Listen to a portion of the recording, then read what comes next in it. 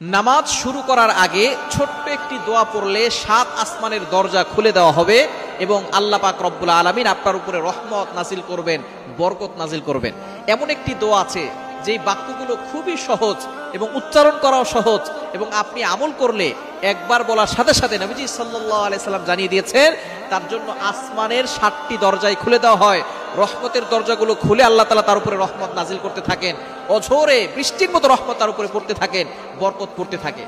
সুতরাং আমরা নামাজ শুরু করার আগে এই দোয়াটা একবার পড়ে নিব।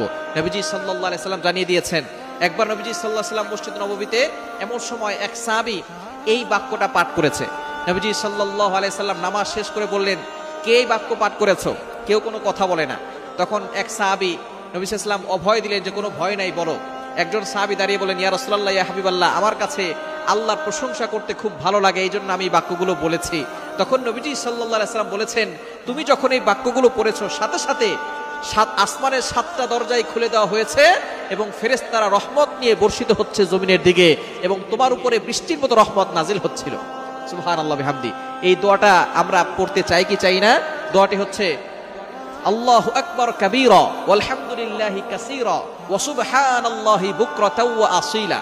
খুবই সহজ বাক্য, আল্লাহু আকবার কাবীরা ওয়ালহামদুলিল্লাহি কাসীরা ওয়া সুবহানাল্লাহি বুকরাতাও ওয়া আসীলা। এটা যদি আপনি মাত্র একবার পড়েন, আল্লাহ পাক রব্বুল আলামিন আসমানের 7টি দরজা খুলে দিবেন। এরপরে আপনি আল্লাহর কাছে দোয়া করলে আল্লাহ তাআলা সাথে সাথে সেই দোয়াটা কবুল